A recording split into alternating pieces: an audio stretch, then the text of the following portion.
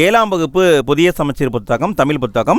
இதில் இருக்கிற 7வது இயல் பகுதியிலிருந்து இன்றைக்கி நம்ம லைன் பை லைன் கொஷின் பார்க்க போகிறோம். இந்த பகுதியிலிருந்து 80 கேள்வியை நான் கொண்டு வந்திருக்கேன் ஃப்ரெண்ட்ஸ். நீங்கள் புத்தகத்தை ஃபஸ்ட்டு படிச்சிருங்க. அப்புறம் நம்முடைய வீடியோவை அடிக்கடி போட்டு கேட்டிங்கன்னா உங்கள் மனசில் அப்படியே பதிஞ்சிரும். ஏன்னா நம்ம கேள்வி பதிலாக எடுத்துருக்கிறதுனால கேள்விக்கு என்ன ஆன்சர் அப்படின்னு பார்த்தீங்கன்னா மனசில் நல்லாவே பதியும். ஸோ வீடியோவை முழுமையாக பார்த்து யூஸ் பண்ணிக்கோங்க. சரி, நம்ம இன்றைய வீடியோக்குள்ளே போகலாம். நம்ம ஃபஸ்ட்டு பார்க்குற தலைப்பு விருந்தோம்பல். தமிழர்களின் பண்பாட்டு கூறுகளில் முதன்மையானது எது? தமிழர்களின் பண்பாட்டு கூறுகளில் முதன்மையானது எதுன்னு கேட்டிருக்காங்க. இதற்கான விடை விருந்தோம்பல். கடையெழு வள்ளல்களுள் ஒருவரான பாரியின் புதல்வியர் பாணர்களுக்கு புதுமையான உணவு அளித்த செய்தியை கூறும் நூல் என்ன? கடையெழு வள்ளல்களில் ஒருத்தர் பாரி, அவருடைய புதல்வியர் பாணர்களுக்கு புதுமையான உணவு கொடுத்தாங்க. இந்த தகவலை கூறும் நூல் பழமொழி 400. ஒன்றாகு முன்றிலோ இல் என்ற பாடலை பாடியவர் யார்?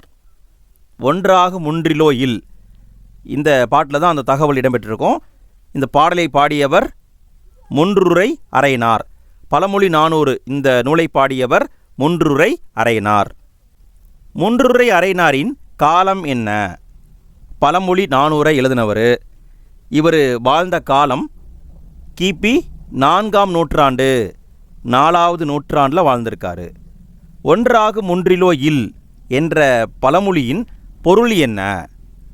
ஒன்றாகு முன்றிலோ இல், இந்த பழமொழியுடைய பொருள் ஒன்றுமில்லாத வீடு எதுவும் இல்லை. ஒன்றுமில்லாத வீடு என்பது எதுவும் இல்லை. முன்றுரை அரையனார் எந்த சமயத்தை சார்ந்தவர்? முன்றுரை அரையனார் எந்த சமயத்தை சார்ந்தவர்? இதற்கான விடை சமண சமயத்தை சார்ந்தவர். சமண சமயம். முன்றில், இதற்கான பொருள் என்ன? முன்றில், இதற்கான பொருள் வீட்டுடைய திண்ணையை குறிக்கும். வீட்டுடைய திண்ணை தான் முன்றில். பழமொழி 400 எந்த வகை நூல்களுள் ஒன்று? பழமொழி 400 இந்த நூல் எந்த வகை நூல்களில் ஒன்று? இதற்கான பதில் 18 கீழ்கணக்கு நூல்களில் ஒன்று. 18 கீழ்கணக்கு நூல்கள். பொறுத்துக, சொல்லையும் அதுக்கான பொருளையும் கரெக்டாக பொருத்த வேண்டும். இதற்கான விடை புகாவா என்றால் உணவாக, மடமகள் என்றால் இளமகள், மாரி என்றால் மலை, தாமம் என்றால் மாலை. மரம் வளர்த்தால் டேஸ் பெறலாம். இது பார்த்தீங்கன்னா புக் பேக் கொஷினுங்க. மரம் வளர்த்தால் மாரி பெறலாம். மாரி என்றால் மலை, மலை பெறலாம். நீருலையில் பிரித்து எழுதுக. நீருலையில், இதற்கான விடை நீர் கூட்டல் உலையில் நீருலையில். மாரி கூட்டல் 1 சேர்த்து எழுதுக. மாரி கூட்டல் 1, இதற்கான விடை மாரியொன்று. மாரி கூட்டல் 1 மாரியொன்று. அடுத்து நம்ம பார்க்க போகிற தலைப்பு வயலும் வாழ்வும். இதில் பார்த்தீங்கன்னா ஒரு நாட்டுப்புற பாட்டை கொடுத்துருப்பாங்க. வாய்மொழி இலக்கியம் எனப்படுவது எது? வாய்மொழி இலக்கியம் எனப்படுவது நாட்டுப்புற பாடல். நாட்டுப்புற பாடலை வாய்மொழி இலக்கியம் சொல்லுவாங்க. மலை அருவி என்னும் நூலில் நாட்டுப்புற பாடல்களை தொகுத்தவர் யார்? மலை அருவி என்ற நூலில் நாட்டுப்புற பாடல்களை தொகுத்தவர் கி.வா. ஜெகநாதன். கி.வா. ஜெகநாதன். பொறுத்துக, சொல்லையும் அதுக்கான பொருளையும் பொருத்த வேண்டும். இதற்கான விடை குழி என்பது நிற அளவை பெயர். சான் என்பது நீட்டல் அளவை பெயர். கலலுதல் என்றால் உதிர்தல். மணி என்பது முற்றிய நெல். அடுத்து நம்ம பார்க்க போகிறது புக் பேக் கொஷினு. உழவர் சேற்று வயலில் டேஸ் நடுவர். உழவர் சேற்று வயலில் எதை நடுவர்? இதற்கான விடை நாற்று நடுவர். வயலில் விளைந்து முற்றிய நெற்பயிர்களை டேஸ் செய்வர். வயலில் விளைந்து முற்றிய நெற்பயிர்களை அறுவடை செய்வார்கள். தேர்ந்தெடுத்து பிரித்து எழுதுக.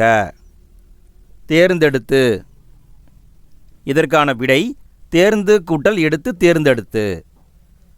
ஓடை கூட்டல் எல்லாம் சேர்த்து எழுதுக. இதற்கான விடை ஓடை எல்லாம். ஓடை கூட்டல் எல்லாம் ஓடை எல்லாம். பொறுத்துக, எதுக்கு எது கரெக்டாக வரும்னு பொருத்தணும். இதற்கான விடை நாற்று நடுதல், கதிர் அறுத்தல், நீர் பாய்ச்சுதல், களை பறித்தல். அடுத்து நம்ம பார்க்க போகிறது திக்கெல்லாம் புகழுறும் திருநெல்வேலி. திருநெல்வேலியுடைய சிறப்பை பற்றி கொடுத்துருக்காங்க. பாண்டியர்களின் 2வது தலைநகரமாக விளங்கியது எது? பாண்டியர்களுடைய முதல் தலைநகரம் மதுரை, 2வது தலைநகரமாக விளங்கியது திருநெல்வேலி. முற்காலத்தில் வேணுவனம் என்று அழைக்கப்பட்ட நகரம் எது? முற்காலத்தில் வேணுவனம் என்று அழைக்கப்பட்ட நகரம் திருநெல்வேலி. வேணுவனம் என்பதன் பொருள் என்ன? வேணுவனம் என்பதன் பொருள் மூங்கில் காடு. வேணுவனம் என்றால் மூங்கில் காடு. முற்காலத்தில் மூங்கில் டேஸ் மிகுதியாக விளைந்தமையால் திருநெல்வேலி என்ற பெயர் ஏற்பட்டது. திருநெல்வேலிக்கு வேணுவனம் அப்படிங்கிற பேர் இருக்குது. முற்காலத்தில் என்ன விளைந்ததுன்னு கேட்டிருக்காங்க. இதற்கான பதில் மூங்கில் நெல். திருநெல்வேலியை சுற்றி மூங்கில் நெல் மிகுதியாக விளைந்தமையால் திருநெல்வேலிக்கு வேணுவனம் அப்படிங்கிற பெயர் ஏற்பட்டது. திக்கெல்லாம் புகழுறும் திருநெல்வேலி என்று பாடியவர் யார்? திக்கெல்லாம் புகழுறும் திருநெல்வேலி என்று பாடியவர் திருஞான சம்பந்தர். திக்கெல்லாம் புகழுறும் திருநெல்வேலி என்று பாடியவர் திருஞான சம்பந்தர். தன்பொருணை புனல் நாடு என திருநெல்வேலியை பாடியவர். தன்பொருணை புனல் நாடு என பாடியவர் சேக்கிலார் பாடியிருப்பார். சேக்கிலார். பொதியிலாயினும் இமயமாயினும் பதியில் அறியா பழங்குடி என்று பொதிகை மலையை பாடியவர் யார்? பொதியிலாயினும் இமயமாயினும் பதியலு அறியா பழங்குடி என்று பொதிகை மலையை பாடியவர் இளங்கோவடிகள். சிலப்பதிகாரத்தில் பாடியிருப்பாங்க.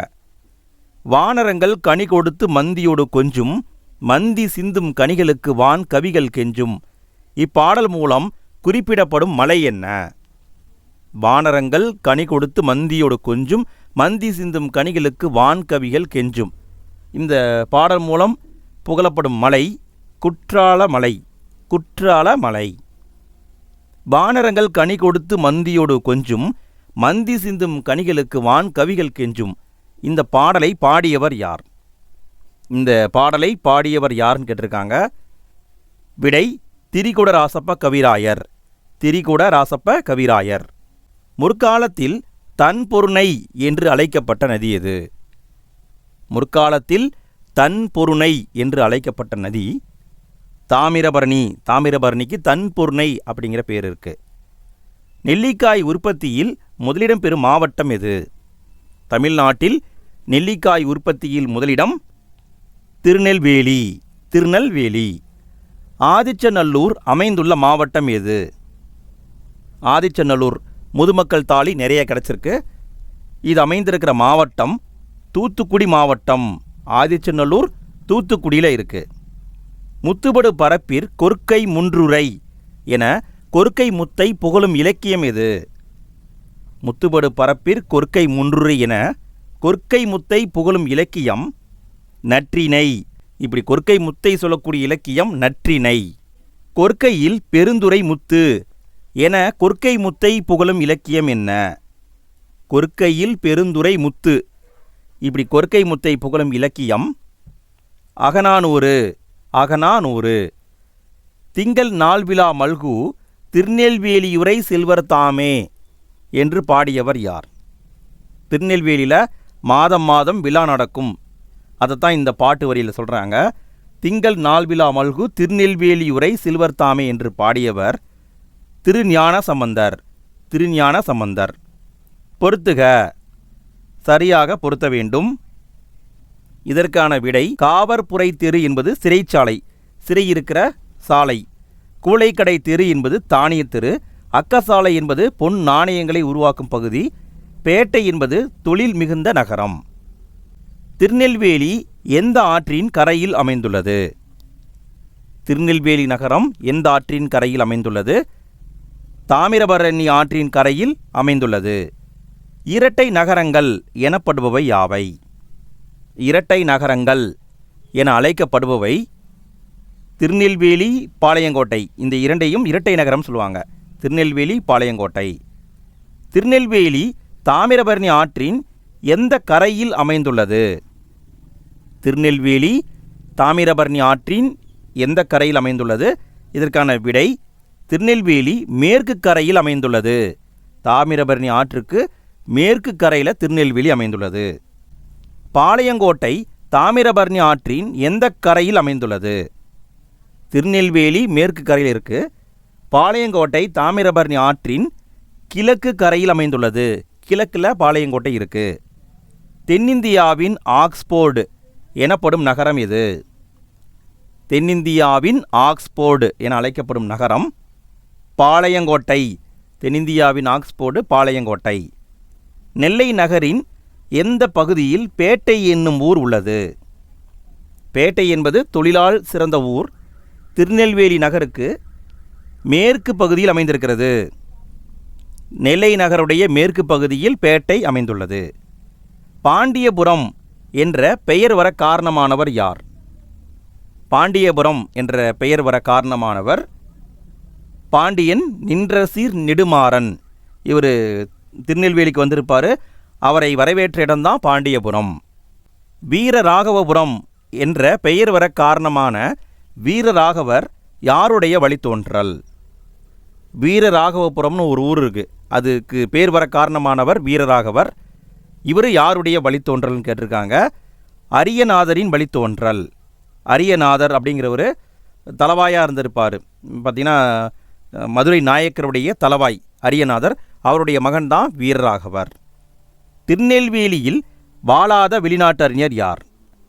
திருநெல்வேலியில் வாழாத வெளிநாட்டு அறிஞர். இதற்கான விடை ஜியு போப்பு திருநெல்வேலியை சார்ந்தவர். கால்டுவெல், வீரமாமுனிவர் எல்லாமே அங்கே வாழ்ந்திருப்பாங்க. சீகன் பால்கு அங்கே வாழ்ந்திருக்க மாட்டார்.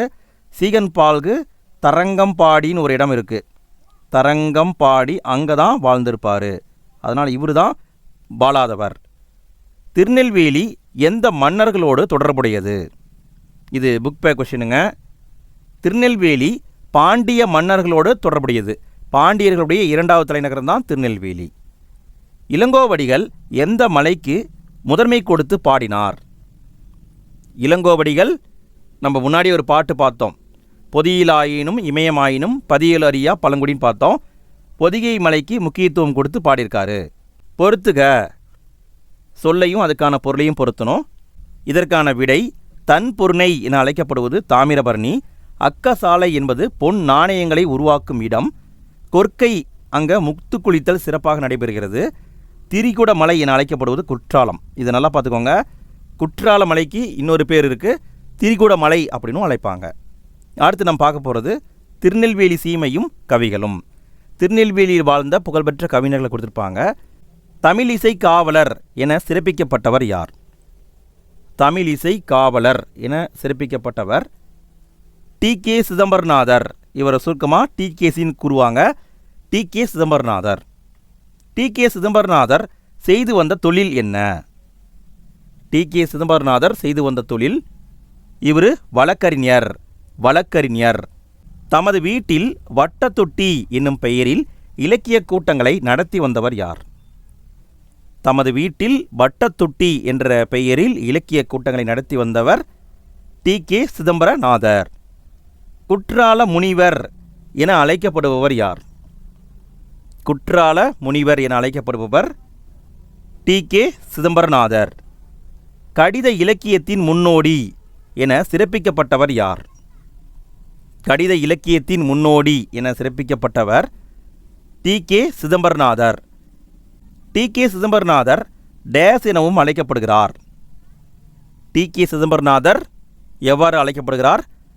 ரசிகமணின்னு சொல்லுவாங்க. ரசிகமணி டி.கே. சிதம்பரநாதர். திருநெல்வேலி சீமையும் கவிகளும் என்ற கட்டுரை இடம்பெற்ற நூல் எது? திருநெல்வேலி சீமையும் கவிகளும் இந்த கட்டுரை எழுதினவர் டி.கே. சிதம்பரநாதர். இந்த கட்டுரை இடம்பெற்ற நூல் அவர் எழுதிய இதய ஒளி அப்படிங்கிற நூல் இடம்பெற்றிருக்கு. இதய ஒளி.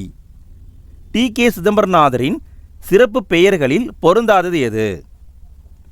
டி.கே. சிதம்பரநாதருடைய சிறப்பு பெயர்களில் பொருந்தாதது கடித இலக்கியத்தின் முன்னோடி சரி, தமிழிசை காவலர் கரெக்டு, வளர்த்தமிழ் ஆர்வலர் கரெக்டு, குற்றால நாதர்னு சொல்ல மாட்டாங்க, குற்றால முனிவர்னு சொல்லுவாங்க. அதனால் இதுதான் பொருந்தாதது. நாஞ்சில் நாட்டில் பிறந்து திருநெல்வேலியில் தமிழை அழுத்தமாகவும் ஆர்வத்தோடும் கற்றவர் யார்? நாஞ்சில் நாடு என்பது குமரி நாடு, கன்னியாகுமரி. அங்கு பிறந்து திருநெல்வேலியில் தமிழை அழுத்தமாகவும் ஆர்வத்தோடும் கற்றவர் தேசிக விநாயகனார். தேசிக விநாயகனார், இவரை நம்ம கவிமணி அப்படி சொல்லுவோம். கவிமணி தேசிக விநாயகனார். வெங்கடேஸ்வர எட்டப்ப ராஜாவை பற்றி பாடிய புலவர் யார்? வெங்கடேஸ்வர எட்டப்ப ராஜாவை பற்றி பாடிய புலவர் கடிகை முத்துப்புலவர். கடிகை முத்துப்புலவர். தாமிரபரணி நதியும் சிற்றாறும் கலக்கின்ற இடத்துக்கு பேர் என்ன? தாமிரபரணி நதி, சிற்றாறு, இந்த இரண்டும் கலக்கும் இடம் சீவலப்பேரி. இதை முக்கூடல் அப்படின்னும் அழைப்பாங்க. சீவலப்பேரி, முக்கூடல் இரண்டுமே ஒன்று தான். ஆற்று வெள்ளம் நாளை வரத் தோன்றுதே, குறி மலையாள மின்னல் ஈழ மின்னல் சூழ மின்னுதே என பாடும் இலக்கியம் இது. ஆற்று வெள்ளம் நாளை வரத் தோன்றுதே, குறி மலையாள மின்னல் ஈழ மின்னல் சூழ மின்னுதே என பாடும் இலக்கியம் முக்கூடர் பள்ளு. ஆழ்வார் திருநகரியின் முந்தைய பேர் என்ன? தற்பொழுது ஆழ்வார் திருநகரி என அழைக்கப்படுகிறது. இதனுடைய முந்தைய பெயர் திருக்குருகூர். திருக்குருகூர். சீவைக்குண்டத்து பெருமாளை பற்றி பாடியவர் யார்? சீவைக்குண்டத்து பெருமாளை பற்றி பாடியவர் பிள்ளை பெருமாள். பிள்ளை பெருமாள் பாடியிருப்பார்.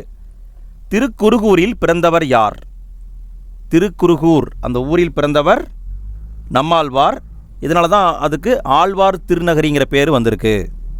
பூமாது இருந்தென்ன புவிமாது இருந்தென்ன, இப்பூதளத்தில் நாமாது இருந்தென்ன நாமும் இருந்தென்ன, நாவலருக்கு கோமான் அழகர்மால் சீதக்காதி கொடைகரத்து சீமான் இறந்திட்ட போதே புலமையும் செத்ததவே என்று சீதக்காதிக்கு இரங்கற்பா பாடியவர் யார்? சீதக்காதி அப்படிங்கிற ஒரு வள்ளல் இருந்தார். அவர் இறந்ததை பற்றி இப்படி இரங்கற்பா பாடியவர் யாருன்னு கேட்டிருக்காங்க. விடை நமச்சிவாய புலவர். நமச்சிவாய புலவர் தான் சீதக்காதிக்கு இரங்கற்பா பாடியிருக்காரு.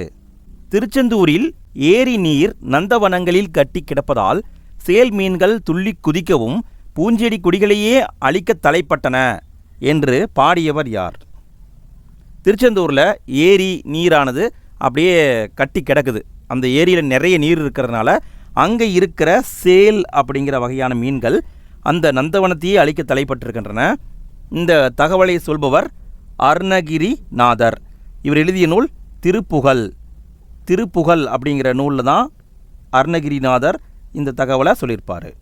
வாடா என அழைத்து வாழ்வித்தால் அம்ம உனை கூடாதென்று யார் தடுப்பார் கோமதித்தாய் ஈஸ்வரியே என்று சங்கரன் கோவிலில் இருக்கிற கோமதித்தாயை பாடியவர் யார்? சங்கரன் கோவிலில் கோமதித்தாய் இருக்காங்க. அவங்களை புகழ்ந்து பாடியவர் அழகிய சொக்கநாதர். அழகிய சொக்கநாதர். கருவை நல்லூர் என்பதன் மறுபெயர் என்ன?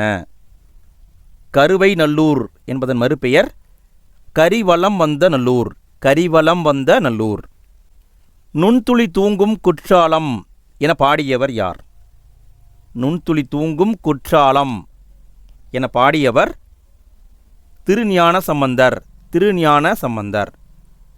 உற்றாரை யான் வேண்டேன் ஊர் வேண்டேன் பேர் வேண்டேன், கற்றாரை யான் வேண்டேன் கற்பனவும் இனி அமையும், குற்றாலத்து உரைகின்ற கூத்தா உன் குறை கலர்க்கே கற்றாவின் மனம் போல கசிந்துருக வேண்டுவனே என்று பாடியவர் யார்? குற்றாலத்தில் இருக்கிற இறைவன். இறைவனை புகழ்ந்து பாடியவர் யாருன்னு கேட்டிருக்காங்க. இதற்கான விடை மாணிக்க வாசகர் தான் பாடியிருக்காரு. மாணிக்க வாசகர். அடுத்து நம்ம பார்க்க போகிற தலைப்பு இலக்கணம். அணி இலக்கணம் பார்க்க போகிறோம். அணி என்னும் சொல்லுக்கு டேஸ் என்பது பொருள். அணி என்ற சொல்லுக்கான பொருள் அணி என்றால் அழகு. அணி என்பதன் பொருள் அழகு. அகழ்வாரை தாங்கும் நிலம் போல தம்மை இகழ்வார் பொறுத்தல் தலை. இந்த திருக்குறளில் வந்திருக்கிற அணி என்ன? அகழ்வாரை தாங்கும் நிலம் போல தம்மை இகழ்வார் பொறுத்தல் தலை. இந்த திருக்குறளில் வந்திருக்கிற அணி உவமை அணி வந்திருக்கு. போல அப்படிங்கிற வார்த்தை வெளிப்பட்டு வந்தால் அது உவமை அணி. தொட்டனைத்து ஊரும் மணற்கேணி மாந்தருக்கு கற்றனைத்து ஊரும் அறிவு. இந்த திருக்குறளில் வந்திருக்கிற அணி என்ன? தொட்டனைத்து ஊரும் மணற்கேணி மாந்தருக்கு கற்றனைத்து ஊரும் அறிவு. இந்த திருக்குறளில் வந்திருக்கிற அணி எடுத்துக்காட்டு ஓமை அணி. எடுத்துக்காட்டு ஓமை அணி. அடுத்து நம்ம பார்க்க போகிறது மொழித்திறன் பயிற்சி. என் தாயார் என்னை டேஸ் போல காத்து வளர்த்தார். இங்கே சரியான சொல்லை எடுத்து நீங்கள் கரெக்டாக பொருத்தணும். இது வந்து புத்தகத்துக்கு பின்னாடி இருக்கிற பயிற்சி வினாக்கள். என் தாயார் என்னை கண்ணை இமை காப்பது போல காத்து வளர்த்தார். கண்ணை இமை காப்பது போல. நானும் என் தோழியும் டேஸ் போல இணைந்து இருப்போம். நானும் என் தோழியும் எப்படி இணைந்திருப்போம்? நகமும் சதையும் போல இணைந்து இருப்போம். திருவள்ளுவரின் புகழை டேஸ் உலகமே அறிந்துள்ளது. திருவள்ளுவரின் புகழை உள்ளங்கை நெல்லிக்கனி போல உலகம் அறிந்துள்ளது. உள்ளங்கை நெல்லிக்கனி போல. அப்துல் கலாமின் புகழ் டேஸ் உலகமெங்கும் பரவியது. அப்துல் கலாமின் புகழ் எப்படி உலகமெல்லாம் பரவியது? இதற்கான விடை குன்றின் மேலிட்ட விளக்கு போல உலகமெல்லாம் பரவியது. குன்றின் மேலிட்ட விளக்கு போல. சிறுவயதில் நான் பார்த்த நிகழ்ச்சிகள் டேஸ் போல என் மனதில் பதிந்தன. சிறுவயதில் நான் பார்த்த நிகழ்ச்சிகள் பசுமரத்து ஆணி போல என் மனதில் பதிந்தன. பசுமரத்து ஆணி போல. அடுத்து நம்ம பார்க்க போகிறது கலைச்சொற்கள். சரியாக பொருத்த வேண்டும். ஃப்ரெண்ட்ஸ், இதே மாதிரி மற்ற இயல்களுக்கும் நம்ம வீடியோ போட்டிருக்கோம். அதுக்கான லிங்க் ஃபஸ்ட்டு கமெண்ட்டில் இருக்குது. 6ஆம் வகுப்புக்கும் போட்டிருக்கோம், 7ஆம் வகுப்பு, 8ஆம் வகுப்பு, 9, 10க்கும் நம்ம வீடியோ போட்டிருக்கோம். அதுக்கான லிங்க் எல்லாமே ஃபஸ்ட்டு கமெண்ட்டில் இருக்குது. தேவைப்படுறவங்க கிளிக் பண்ணி பார்த்துக்கோங்க. வீடியோ பிடிச்சிருந்தா மறக்காமல் லைக் போடுங்க. வீடியோ பற்றிய ஃபீட்பேக்கை கமெண்ட்டில் போட்டுவிடுங்க. உங்கள் ஃப்ரெண்ட்ஸ்க்கும் முடிஞ்சால் ஷேர் பண்ணுங்கள். வீடியோவுக்கு ஹைப் அப்படிங்கிறதையும் நீங்கள் கொடுக்கலாம். ஹைப் அப்படிங்கிற ஒரு பட்டன் வந்து உங்கள் டிஸ்பிளேவில் இப்போ காட்டும். கீழே கமெண்ட் செக்ஷனுக்கு பக்கத்தில் இருக்கும். நீங்கள் ஹைப் அப்படிங்கிறத கொடுத்தீங்கன்னா இன்னும் நிறைய பேருக்கு இந்த வீடியோவை யூடியூப் காட்டும். உங்களால் முடிஞ்சால் அதையும் கொடுத்துருங்க. சரி, ஓகே, விடிய பார்க்கலாங்களா? சிவிலைசேஷன் என்றால் நாகரிகம். ஃபோல்க்ளோர் என்றால் நாட்டுப்புறவியல். ஹார்வெஸ்ட் என்றால் அறுவடை. இரிகேஷன் என்றால் நீர்ப்பாசனம். அக்ரிகல்ச்சர் என்றால் வேளாண்மை. அடுத்த வினா, கடைசி வினாங்க. கலைச்சொற்களை பொறுத்துக. இதற்கான விடை பேட்டி என்றால் நெற்பயிர். கல்டிவேஷன் என்றால் பயிரிடுதல்.